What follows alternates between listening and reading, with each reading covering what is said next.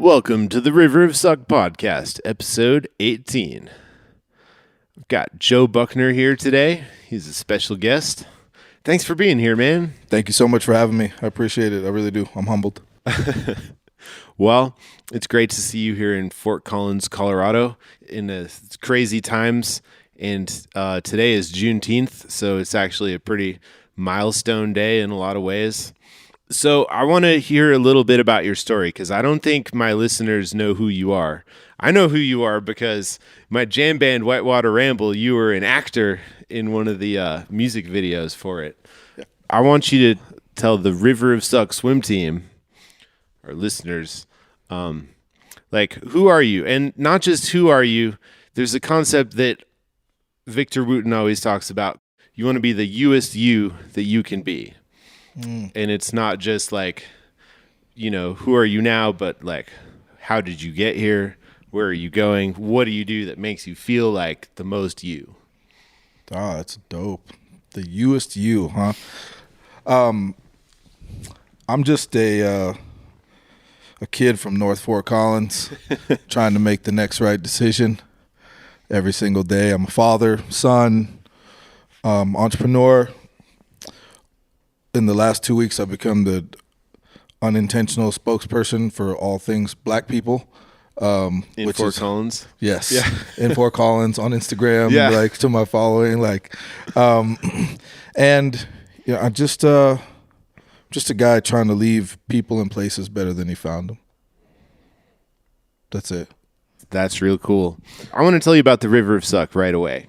So the River of Suck is an imaginary river flowing through your mind, and you're standing on one side on your comfort shore. Behind you is your comfort cave. It's where you do all the things you already know how to do. Comfort zone, easy. You look across to the other side, and you can see future versions of yourself. You can do the things you wish you could do now. But the problem is, in between, there's a raging whitewater river filled with rapids and thought piranhas, which are those negative thoughts that enter your head and try and sabotage your good vibes.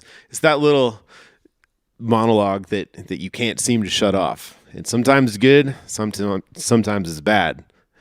But it turns out it's all us. So the thought piranhas are on the River of Suck swim team. We got to learn how to swim with them. So I guess my question is, how do you see the River of Suck in your life? Quiet as it's kept, I would say that a lot of my adult life, I've actually just been kind of backstroking in the River of Suck, just intentionally in it. Most of it through my own doing, poor decision making, lack of direction, lack of accountability. And I was probably 30 years old before I decided to get kind of serious about life. And I was really 40 before I was thinking, okay, I should try to dial this thing in a little bit. So, I say something similar to our students in our classes. I say you have to embrace the suck because that's actually the part that makes it worth it when you can push through. So, for me, my River of Suck has looked like, negative self-talk. It's looked like being sent to prison for selling drugs. It's looked like being homeless, and then using those things as my reason to not try and go for things because I had all this trauma behind it, and I'm not good enough and nobody's going to give me a chance. But then eventually one day just deciding whatever, I'm just going to go for it. I'm going to live life like someone left the gate open, and I'm just going to see what happens. What changed to get you to that point? A lot of people feel stuck where they're at. And you're talking about going to prison. You're talking about making a better life for yourself. How did you change your attitude to get to that point? It was in 2013, really. I was homeless just through a situation of a relationship that had ended, and I didn't have anywhere to go. So for about 7 months, I was homeless. This is after getting sent to prison and thinking I'd gotten my life back on track. And but it was during that time that I just realized, okay,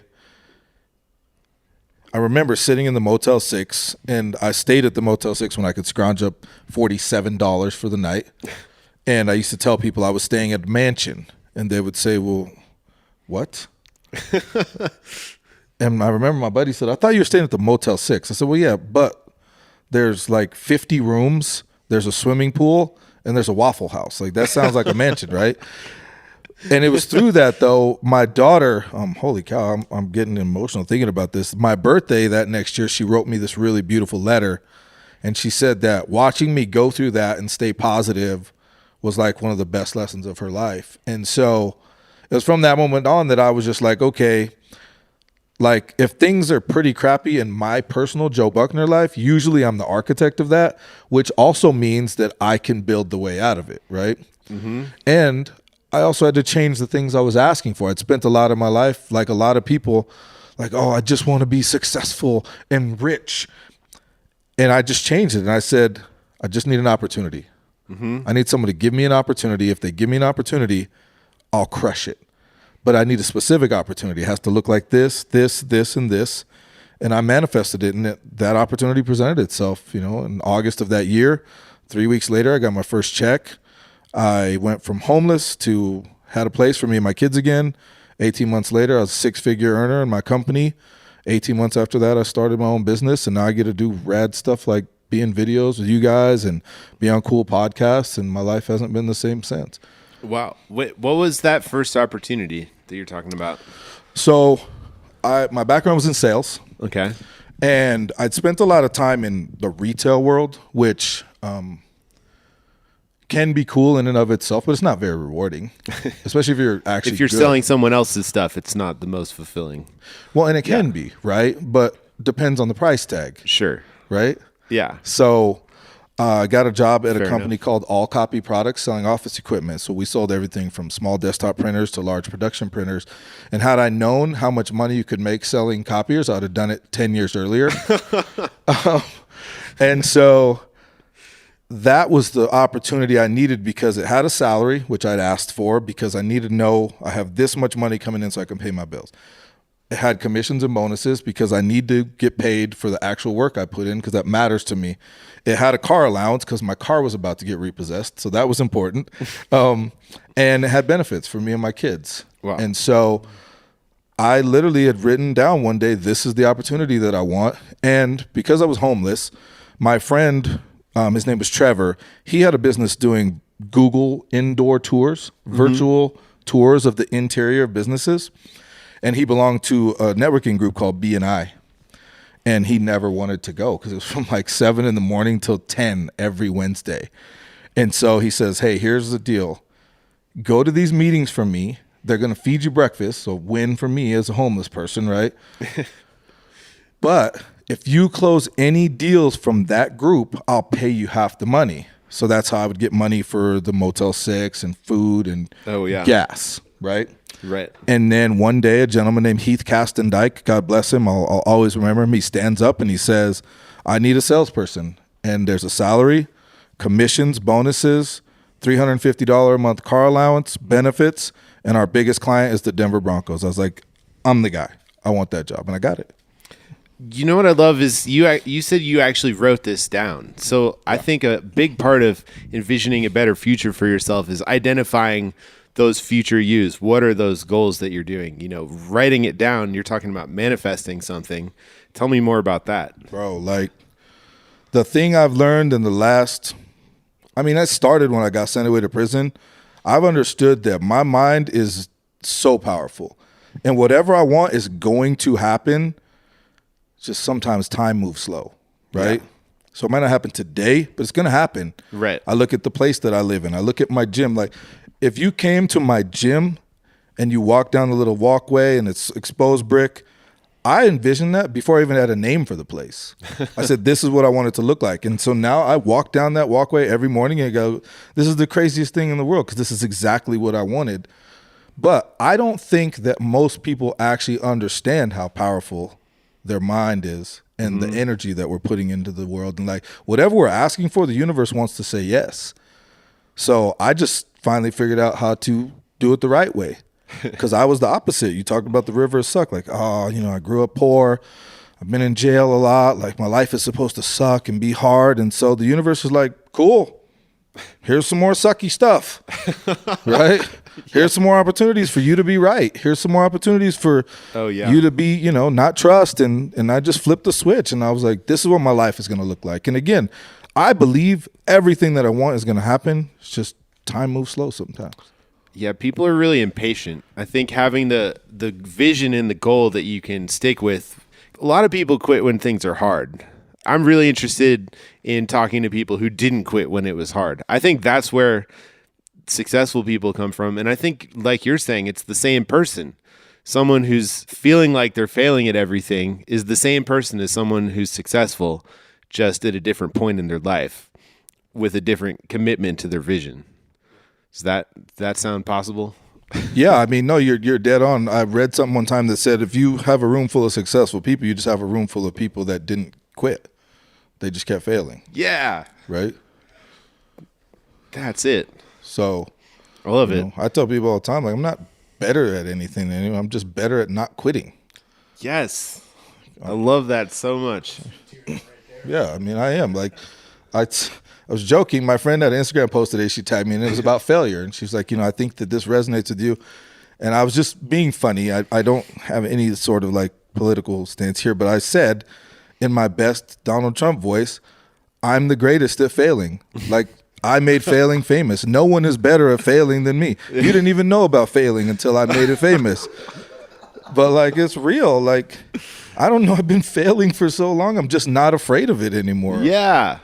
Nice. Plus, when you've been to maximum security prison, when you've slept in your car in the wintertime in Colorado, like, what the hell are you supposed to be afraid of at that point? Yeah. The ocean, actually. I'm afraid of the ocean. Shit's scary. Why? It's scary, bro. It's scary. This podcast is definitely about fear. So, like, what? The ocean scares the hell out of me. Huh. Okay. Well, we don't got any of it here. No. Yeah, this is. I just travel. It's just a lot, river, yeah. man. Rivers I travel a lot. The river's cool. I'm afraid of water. Period. Okay. The last time I was in the ocean, I vomited everywhere. It was not good. Oh man, the whole seasick thing. Yep. Well, and I was afraid. Like, I didn't know. Oh, just okay. so you know, I didn't know that an island was an actual like mountain covered with water. I thought it was like land floating on water. Oh yeah, it's connected to the ground. Right. And people will probably think that's funny. I had never really been out to the ocean much. So I was in the ocean and I just decided I would look in the direction of the island, and I saw that it was like a mass that just kept going down into darkness. And in my mind, I'm like, I'm from Colorado. I know how big mountains are, which means I know how deep that water is. And I know we don't know what's down there, so I need to get out of here now. So take someone who's 225 pounds, not a strong swimmer, swimming against current in the ocean.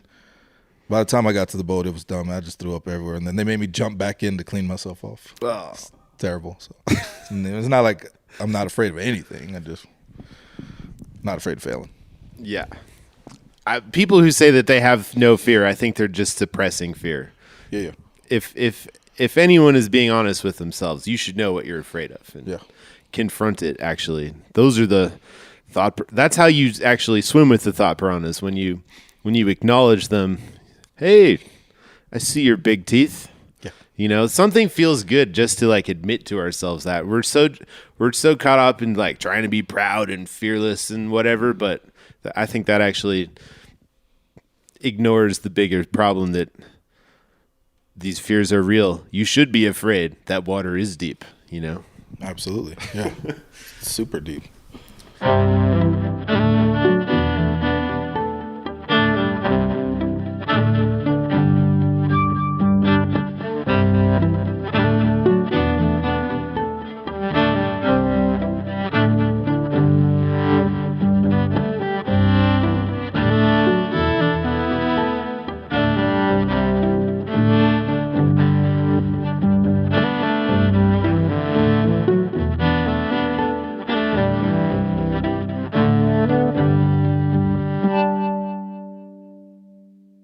So tell me about this gym thing, because you kind of saw yourself on the other side of the river, the future version of you who had a gym. It's not just any gym, though. No, no, it's not a gym at all. It's a lifestyle. Nice. I was a business-to-business salesperson, and I had found my calling. I had finally gotten to the point where I was, quote unquote, making the money people dream about making, right? And every day I woke up, I hated my life. I just dreaded it. I just felt like I have bigger purpose than cashing commission checks and buying cars and winning 2 free trips to Mexico every year. It didn't suck, but I mean, I personally was like, I just had this calling, like this pull. Like my hero is Malcolm X, like not Michael Jordan, not, Tiger Woods. Malcolm X is my hero. So I just had this calling, like I feel like I could do more with myself personally. And I'd helped build a place called Title Boxing Club. I grew up boxing since the age of 6. But to me, boxing was not like soccer moms and attorneys and dental hygienists. It was like gritty underneath a bar with sewage running from the ceiling. Like that's what it was. And so when I saw that people were taking to boxing as fitness, I just saw an opportunity. And to be real with you, I wanted to open a sneaker shop because I'm obsessed with sneakers and apparel. But the cost of that compared to the cost of opening a boxing gym was night and day. So it was just a thing that I could open that was going to be my own. And also, I want to like lie and say that it was just like this epiphany and this awakening. Really, it was simple math. The average copier is $6,000. I did $1.2 million worth of sales in 2015. That's a lot of $6,000 copiers. My manager says, Joe, you made a lot of money. I said, man, I made 14% of that money. He's like, yeah, that's a lot. I said, but it's not compared to the 86% you guys kept. Yeah. And all the pages. And I was like, so yeah, thanks for the money. But if I did a third of that for myself, I'll probably be okay. So really it was just a simple math equation. I'm like, I'm the guy that cold calls in the snow, the rain. I call 20 people a day that do not want to talk to me. They hang up on me. They tell me never to call again. I got the cops called on me at the Drake Business Park. I'm like, and you kept 86% of that. That math should be turned around. And so I just said, if I don't take a chance on myself now, I never will, because I'm going to get too comfortable here, winning these 2 free trips and cashing these checks. So I need to take a shot, and I wasn't going to. And then I got downsized from my job. I got offered another one the next Monday, and I told the guy that offered me the job, I said, if I take this job now, I'll work here for the next 20 years. And I'll never take a chance on myself. And I don't want to work for you. I want to be you. Like, I want to have my own business. I want to provide opportunities for people. But I also gave the caveat. I said, if I fall on my face, Jim, I'll come back here next year, hat in hand. I'll take any job you have. I'll be the delivery driver, the janitor. I don't care. But I have to bet on myself just this once. And I started my gym with $15,000 and $1 million worth of hustle. I didn't realize that I needed like 10 times that money to make it. But somehow we just had our 4-year anniversary yesterday. So, I think we're doing okay. And yeah, no, it's not a gym. Like, I wanted to build a brand, a culture, more than I wanted to build a gym. The gym is just my avenue to touch people. It's a place. You're talking about an idea. Yes. What is that idea? The idea that anything worth having in this life is worth fighting for. So that's our tagline: fighting solves everything. That's so right. We tell people, like, you have to fight. you fight or die. You know what I mean? So yeah, you're not just talking about physical fighting, because you are boxing, but you're also talking about the fight in your mind, right? Yeah, and I'm not talking about physically fighting at all. Like, if they have to, that's great, but they punch bags, they swing kettlebells. I'm talking about taking charge of your life. I'm talking about not backing down from any challenge in your life. I'm talking about, this is just a simple example. We had couples break up. I'm not saying this is good, but one of the people eventually came to realize, like, oh, I deserve much better than this, but I was never strong enough to say it before. We've had people apply to law school that said, before I came to this place, I didn't have the courage to do it because I didn't think I'd get in. We've had people move across the country to follow a love and say, I would have never been able to do this if I didn't come to this place. So I'm talking about finding the fighter inside of you to go after what you want, because you said it earlier. I personally believe fear is the thing that keeps people from going after what they want. Yeah. They don't want people to laugh at them if they fail, or I don't care. You can laugh at me because at least I tried, you know? Yeah. So, yeah. Wow. And the gym is called Beautifully Savage. Yeah. Yeah. Yeah. What does that name mean to you? I have this theory. It's 3-pronged. Number one, boxing is beautiful. If you ever watch two skilled fighters fight, like, it's poetic to watch. It's also incredibly savage to ball up your fist and punch another human until they're unconscious. I mean, in reality, Yeah. that's what boxers do. Yep. Life is beautiful, right? Like falling in love, the birth of your child, like a sunset. It can also be incredibly savage. I mean, in 1 year, I had 2 friends who found out like their significants had stage 4 cancer. These people in their 30s, and they were left as single parents in a matter of months. Like, life can be incredibly savage at the same time. But human beings are beautiful, right? You can take 4 little kids, different races, put them on the floor, and they'll just start playing. And they'll hug each other, kiss each other, they'll laugh. But like human beings can also be incredibly savage, as we're seeing now out there in the world. I personally believe we can't be whole human unless we're willing to at least acknowledge that we have that darkness. It doesn't mean that we have to give into it, Right. but we at least have to know that it's there. I'm challenged by that positivity paralysis that, like, I always have to be upbeat and positive, and like sometimes it's okay to be like, you know what, today's a crap day. I just need to be by myself. I'm going to get through it, but today I'm not here for it, so just let me be, you know? Nice. And also, sometimes that darkness has to come out if you have to fight for something, you know? We've helped people go through nasty divorces. We've helped people battle obesity. Like, sometimes you have to tap into that darkness and be like, okay, I have to fight because this person's trying to take my children away from me. They're trying to, like, this is a fight at this point. Yeah. So I think that if we give people the chance to fight or die, they're going to choose to fight every time. But unless you think about fighting, do you watch boxing or UFC or any of that? A little bit. Okay. So think about training 6 months solely with the purpose of physically harming another person who has also trained 6 months to physically harm you. Yep. Light can't exist in that space for 36 minutes. You have to be able to tap into that darkness because it takes something different to be able to do physical damage to someone. Right. Think about, like, punching your friend in the arm, just joking around. Like, you always pull that punch. You don't ever just, like, full force, like, give it to him. You're just like, hey, buddy, because you don't want to hurt him. Yeah. So, yeah, so Beautifully Savage, like, to me, it's just, I also wanted to come up with the name that people got emotional about. Old Town Boxing isn't sexy. Fort Collins Boxing Club isn't sexy. Right. Beautifully Savage is a name that's not only sexy, but it carries outside of the 4 walls of that gym. And I never wanted it to feel like, oh, this is some little place in Fort Collins, Colorado. Yeah. No one's just gonna, once you hear that name, like, you're going to react one way or another. Same thing with this River of Suck podcast. Yep. I have a couple people, why do you have to call it that? It's like, got your attention, didn't it? Amen. And honestly, like, I always just thought bigger than Fort Collins. And in my mind, I was like, I'm in the fitness industry and I talk to a lot of other fitness professionals and owners. And I'm like, that's cool that you named your gym after yourself, like Steve's Gym. But nobody that doesn't go to Steve's Gym is going to buy a Steve's Gym t-shirt.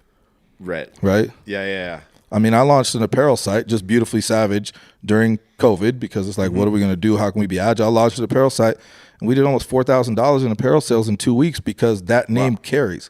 A mom in Ohio was like, oh, me and my girlfriends, we love this name because we're Beautifully Savage. I'm like, you are. Buy some more shirts. Yeah, man. Yeah, so, yeah. I'm just like I dream bigger than I live, man, and I'm always playing chess, and I never wanted to just open Joe's boxing gym. Yeah. So. I love the idea that you're talking about teaching people fighting. You're talking about boxing, punching stuff, using kind of physical violence is a healthy way to get out these dark side emotions. But you're also talking about there's a deeper meaning behind it. How do you show someone something physical but teach something emotional at the same time? I just use parallels between boxing and life, right? Right. You said you sort of watch boxing. Who would you say, off the top of your head, don't think is the greatest boxer of all time? Oh, man. There's no right answer. Floyd Mayweather is the first name that pops into my head, but that's probably just because he's so famous. No, that's a great answer. He's undefeated. Like, that's a great answer, right? But you can go online and find video of Zab Judah knocking Floyd Mayweather on his butt. You know what I mean? So even the greatest fighter ever got knocked down, but he got back up and won. See what I'm saying? Most people universally say Muhammad Ali, which you can make a point for. Muhammad Ali does not own a single boxing record. And at the end of his career, all he was doing was getting beat up. He was old and people were taking advantage of him. He got knocked on the canvas over and over and over, but he always got up and fought. But he also fought for things that were bigger than himself, and he gave up 3 years of his life, the best 3 years of his life for that. That's why he's celebrated. So just like in boxing, every single one of us is going to get knocked on our butt. Like right now, a lot of us did. 30, 40 million people lost their jobs, businesses closed. Like we all got punched square in the face, right? Who's going to get up and fight and who's going to cut and run? I believe that when you get punched in the face, you learn something about yourself. You know, am I the kind of person that cowers in fear, or do I get back up and say, let's try that again? That's right. So I use those parallels between boxing and life to help people. I mean, sometimes it's as simple as, hey, you have 3 rounds of work left. I know you're tired. This is when you actually learn about yourself, because when you're tired and you still can show up and do the work, that's when you realize what your character is. Anybody can show up when they're excited and work hard the first 5 minutes. That last 5, when you actually want to quit and you're on the verge of barfing and you still grit your teeth and push through it, like that's when you're actually learning about yourself. So it's just my space to breathe life into people, talking to a microphone and just say the things that I would say if I was on a stage speaking, and really try to have an impact on people. So when they leave our doors, because the workout's 1% of their day, it's those other 23 hours and 15 minutes that really matter, right? Yeah. Yeah, it's interesting, the boxing life parallels. All these ideas with River of Suck started coming from a music perspective, but I realized I wasn't just talking about music, I was talking about life. Then it was like, oh, we're going to make this a podcast. Oh, we could learn from scientists. That was my first big political statement. I was like, we're going to believe scientists. We're going to listen to them. Because, like, they don't take stuff personally when their experiment fails. They just, oh, we need a better experiment. So I'm excited. I'm really excited now to be talking about boxing and sports and being active, because it is really the same stuff. We're all human. We're facing fears. We're going through hard things. You have to suck at something before you can be good at it. We want to become better people. So it sounds like your gym really helps people on a like holistic level. Whole person. Yeah, whole human. We say that all the time, right? And I'll tell people when they come and they're new, I'm like, if you're looking for a gym, this is not the place. You'll quit. Because it's hard. It'll be the hardest workout you ever do in your life. Oh, man. You'll quit. You'll absolutely quit. But the way that we really help people is by proving to them that they're stronger than they think they are. Yes. See what I'm saying? So how do you do that? I used to have a client named Renee, and we do box jumps. And the smallest one that we have is 12 inches. So think about a ruler. And she refused to try it. She would do step-ups every time. She would not try to jump on this box. So one day I stopped the music. I said, I need you to try, because you keep quitting before you've even tried. Just try it. Everyone in class is looking now. 20 people are looking at her. Tears coming down her face. She's embarrassed. She tries and she nails it. And everyone in the room starts screaming, yelling, and cheering and clapping. She never didn't try again. And that was my point I was trying to make to her, was like, you can't quit before you actually tried. If you try to jump on that and fall on your face, I'll never ask you to do it again. I will. But like, she thought she couldn't do it. My job as the instructor is to prove to her that she's more than she thinks she is. And we tell them, you don't have to be perfect when you show up here. Just commit to getting 2% better every day. Those incremental gains add up. Small hinges swing big doors. So don't come in here and think you need to lose 50 pounds in one workout. Just keep showing up. Just keep showing up and doing the work. And one day you're going to look in the mirror. You might see physical changes, but you won't even recognize the human that's standing in the mirror anymore. Wow.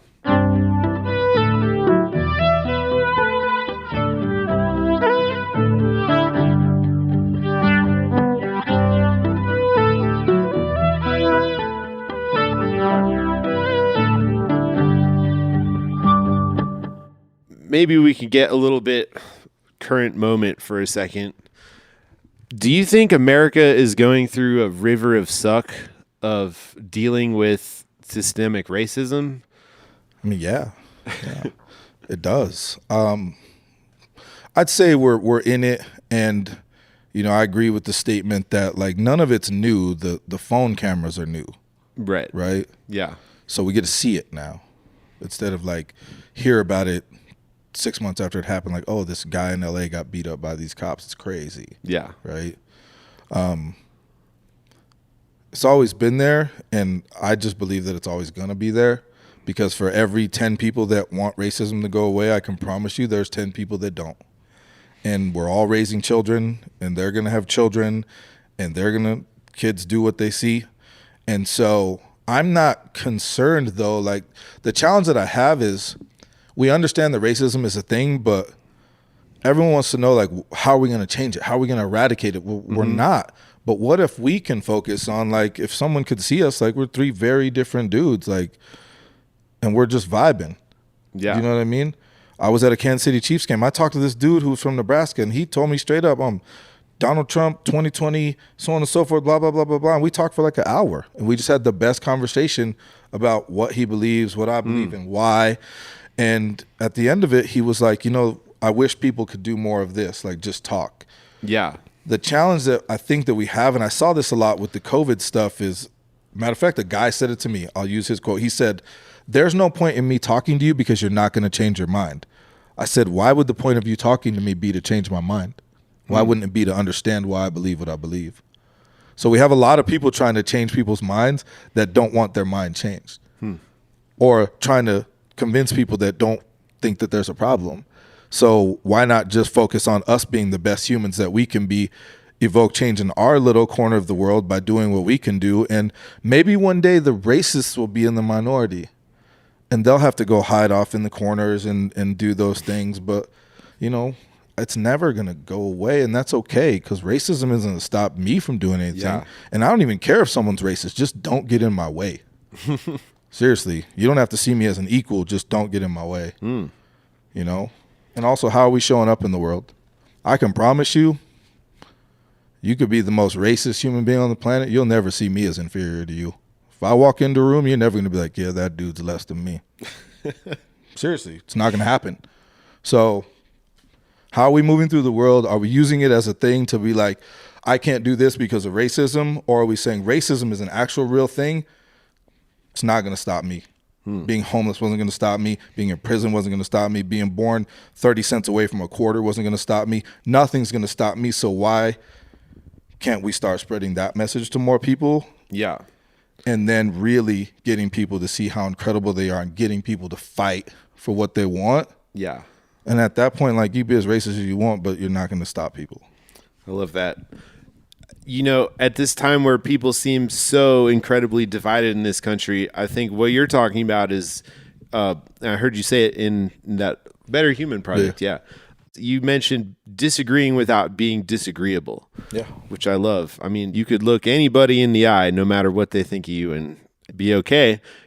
Tell me more how there's value in these conversations from understanding each other better. Because a lot of people just really do want to be right. Amen. I was just going to say the same thing. Too many people want to be right, and not enough people want to understand. Yeah. Right? I was in a relationship up until last June, 6.5 years, and my then fiance's grandfather didn't speak to her the whole time. He's in his 70s, and he was like, she's dating a black guy. I don't want anything to do with that. And it hurt her. I was like, when your grandfather was a kid, you could hang black people from a tree and take a picture and like have a picnic, and it was cool. Ugh. Like, that's a thing. Yeah. So his view of the world is different than ours. As long as he doesn't get in my way, I don't care. Right? So if you're from a place where you've never been exposed to people that are different than you, and all you know is that little isolated world, how can I tell you that the way you see the world is wrong, even if I don't agree with it? I can't tell you that. That's not, because to you it's right. All I can do is try to understand, and then you don't mess with me, I'm not going to mess with you, right? But on that podcast, I also talked about my friend Bethany. When I met Bethany a year ago, Bethany told me point blank, she's like, I'm a proud white supremacist. Her son's name is Aryan. Like, that's the name of her child. But that's crazy. through conversation and me, like when she told me that, I very well could have admonished her and been like, well, that's ridiculous. That's sad. It's embarrassing. Instead, I was like, oh, tell me more about that. Through that conversation, we became friends. Through that conversation and us becoming friends, she started defending her friendship with me to people back home in Kentucky. She said, you're my first black friend. She said, you changed how I saw black people completely. I never thought I would even talk to a black person, let alone be friends with them. 2 months ago, or last month, Bethany is on her Instagram showing support for George Floyd, Ahmaud Arbery, Breonna Taylor. This is a woman who a year ago literally said, I am a white supremacist. Me and my husband do not believe in mixing races. We don't even want to get in the same swimming pool with people of another race. And there she is on Instagram asking for justice for Ahmaud Arbery, justice for George Floyd. Yeah. Because of us taking time to open our hearts to each other and just understand each other. I never expected Bethany to change her tune. I didn't. But she did, because she got to see a person and not a black person. Because I can tell you, had I started in on her, like, that's the dumbest thing, blah, blah, blah, you know what? She would have walked back in that gas station and said, see, I knew it. I knew it. Man, that's amazing. That's the kind of like small change that each of us could make that would really make a difference over the long term. Everyone's yelling at each other right now, and you're talking about listening, having a conversation with people you disagree with. I love it. I think this is the path. Yeah, it could be, right? Like, what if we just love big? And the thing is, like, it's easy to love the people that think like us. Yeah. Right? It's easy to love the people that agree with us. They make us feel more right. Yeah, it's a lot harder to love the person that is saying things that honestly you want to strangle them. You know? That is hard. I had a conversation yesterday with a guy that was like, you know, black people are the only people that step on each other and use each other to get ahead. I was like, oh, you've never heard of Jeff Bezos? Yeah. I was like, sorry, Amazon people. But no, I'm like, you're joking, right? He's like, absolutely not. I was like, oh, interesting. Tell me more about that, though. Tell me why you think that. And he went on to explain, and I was like, well, you're wrong, but you're welcome to think what you think. Like, I'm not going to try to convince you, but you're wrong. Yeah. Because, and I didn't say what you're saying is wrong. I said people of all races and creeds and genders and whatever else have used other people to their advantage. That's a thing. So that sweeping generalization you made is actually not true, but you're welcome to feel how you feel. You know, like, cause I'll love people and I'll agree with them, but I'm also like, I'm pretty like assertive. Like, you're not gonna disrespect me at the same time. Cause like I said, there's that dark side, right? Like, so good fences make good neighbors. So if we can have respectful conversation, we're good. Rock on. Yeah.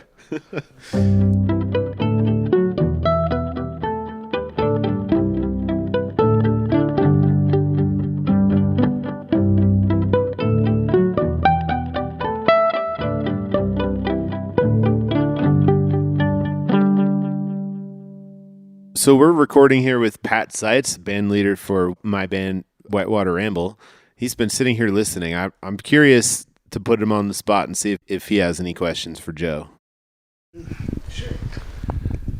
Yeah, I mean, it's an interesting time, interesting place. This isn't a big, diverse city, a diverse state, right? And, you know, like, do you sometimes feel exhausted, or like, you know, you're the champion of the cause just because of the lack of diversity here in Colorado in general, and certainly Fort Collins, right? So that, I mean, you always keep up such a great, like, you know, voice. Do you find yourself like sometimes fatigued from that, like carrying the torch, so to speak? Yeah. I've been carrying that torch my whole life. You know, I've known since I was a teenager that there were times that I was the first black person that this person was meeting, and maybe the only one they'd meet for a long time.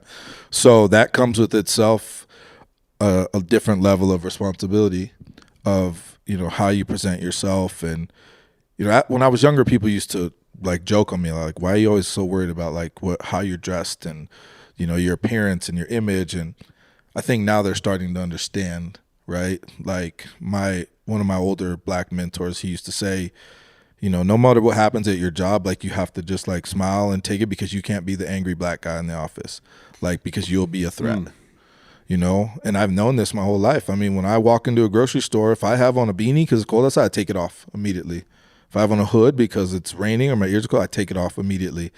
So I've been one of the unofficial spokespeople for black people my whole life because I grew up in this little place. But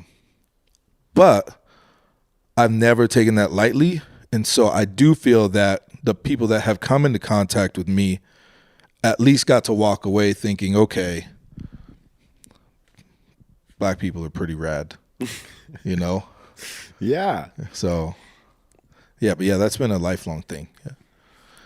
It definitely has gotten exhausting in the last couple of weeks, though, because the asks have changed, and people that I don't even really know, or people that I've met like once ever, are saying things to me like, let's just talk. I'm gonna call you. I just want to know how you're feeling. And I'm like, I'm good. Apparently I'm doing better than you. Like, are you okay? But like, for real, so that part has gotten a little bit like overwhelming, just because I believe that people's intentions are good, but the way that they're going about things is not like amazing. So yeah, the last few weeks I've definitely felt exhausted. And that Ahmaud Arbery thing hit me probably harder than any of it, because those were just random dudes in a neighborhood that thought they were making the world safer by killing a young black kid that was jogging. I know I followed that story a lot, and I watched that video. I was trying to figure out, why the third guy was following him. Like, why does he have his camera? Like, none of it set right. None of it felt right. And that was like, I thought about that. I was like, I live in a nice, neighborhood, and, there's not a lot of diversity here, but I was like, I can't imagine like a black kid jogging down the street and somehow being like, I need to get in my truck, and like I can't even wrap my head around that. And that was kind of like the first domino. And I mean, I don't know, I think the education is really good for a lot of people that don't really keep up on any sort of like, the relationships in our communities and things like that. And so it's like, well, what's the right way, the appropriate way? How can we talk about this and not offend, but then also not get offended as well? So I mean, I think it's pretty important. And I mean, I definitely look to you for wisdom. And like I said, I follow you on social media, and I just love what you say and the voice and how you put it forth. And it's just always just so calm and succinct and just meaningful, So I appreciate that, man. So thank you. That's also, just to be really transparent with you guys, like that's a part of my mask, right?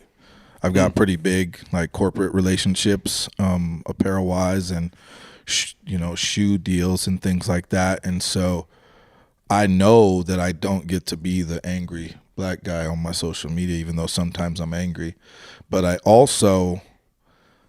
I know that my voice will carry further if I state things in a way that people actually want to hear them. If I just get on and start screaming and yelling, which is what I feel sometimes, I know that message isn't going to be heard. And I'm not going to lie to you. Sometimes I type something up just to get to feel myself do it and see it, and then I just delete it. Oh, yeah. Or I'll record a video and then I'll delete it. And, I'll say all the things I really want to say, and then I'll delete it. So, but can you imagine how you'd feel if you didn't get it out? That's what I'm saying. I do. Gotta have. I do know how that feels. It's having an outlet for this stuff is the most important thing I think ever. So yeah.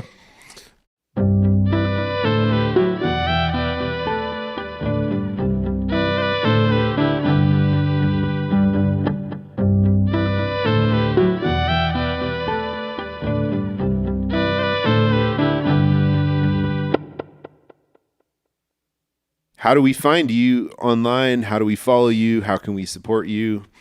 What you got coming up? Yeah, so my website is mrjoebuckner.com. My Instagram is Mr. Joe Buckner.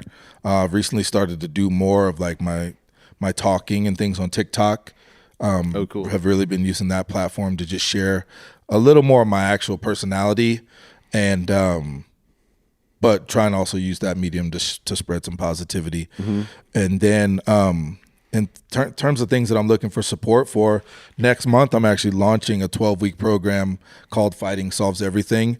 And I took the 10 traits of a championship fighter and how people can apply them to their life. So it's 12 weeks to a championship life, and it's going to be online, weekly Zoom calls, accountability. And I'm really, really pumped about that. I've been working on that for like a year. So I'm excited to finally be able to launch that and just help as many people as possible with that program. Cool. When is that launching? Tentatively July 14th, but it might get pushed back to the 1st of August. So okay. That's cool. And if you're listening in the future, I mean, if it works out, you'll do it again. Absolutely. Maybe. Yeah. Because there could be people listening in the future. Yeah. And we're sitting here in the past right now. Yeah, they can just go to mrjoebuckner.com and hit I'm interested. Nice. You've been working on that a year. This is the moment for like big Zoom experiences. Yeah. I went to a 2-week one, and it inspired me to make my own 2-week one. And like all these people showed up, and they're like, "When are you going to do this again?" I'm like, "You want me to do it again?" It's like the cool. And I made it like way too cheap, just as a test. Just like, can I do this? Next time, it's not going to be so cheap. Good, but it seems like you saw this moment coming, though. I mean, sure, in a way. Sure, I didn't. I didn't see any of this coming. I don't know who did. Anyone that says they did's a liar. But I'm talking about like lay people. Like I have a friend who owns a business, and he's like, "Oh yeah, I saw this coming." I'm like, "No, you didn't. Stop it. Why didn't you tell me?" Right? Like, why didn't you call me? You know, I found out on Instagram. But the program really for me was it's just an extension of what I already do. And teaching people how to fight and hearing the stories of the people that we've already helped and knowing that I can help more people just by getting in front of my computer and sharing with them.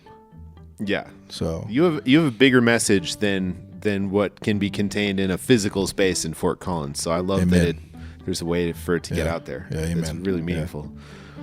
I remember that PRIDE is an acronym on your website, but I can't remember what it stands for or why I wrote it down. Yeah, so we came up with a lion logo back in 2017, and we call our members the Pride. Ah, yes. And it's like, lions are the only big cats that move in packs. And so, we tell them like we hunt together, we eat together, like we protect each other like a pride.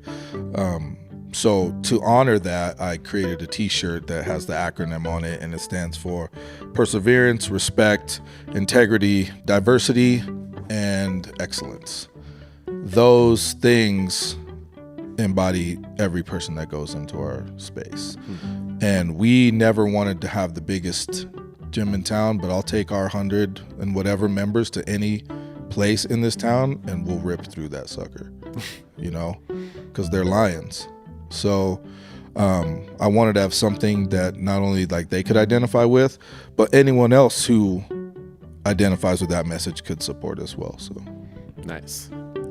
What time do you got to go? In about 15 seconds. But go ahead. What do you got next? Well, if you got 15 seconds, then all I want to know is, do you have any questions for me? Sure. What made you come up with the name River of Suck? I think that's intriguing, and I know you touched on it a little bit, but like, how does that apply to your life in particular? Because I feel like we usually attach to things that we can relate to. Yeah. So I went to Berklee College of Music, and one of my mentors, his name is John McGann. He's unfortunately no longer with us, but in our private lessons, he would talk about the River of Suck in terms of your practicing. So when you're trying to learn an instrument and you want to be awesome and you want to be like really great and sound the way that, get the sound in your head out of your instrument, you really have to do it badly first. It's like what you're talking about, jumping onto that step. You got to make that, you can't dip your toe into the River of Suck. You got to dive in, you got to swim, and then you're going to get hit by water and have trouble breathing and hit a rock and get knocked down.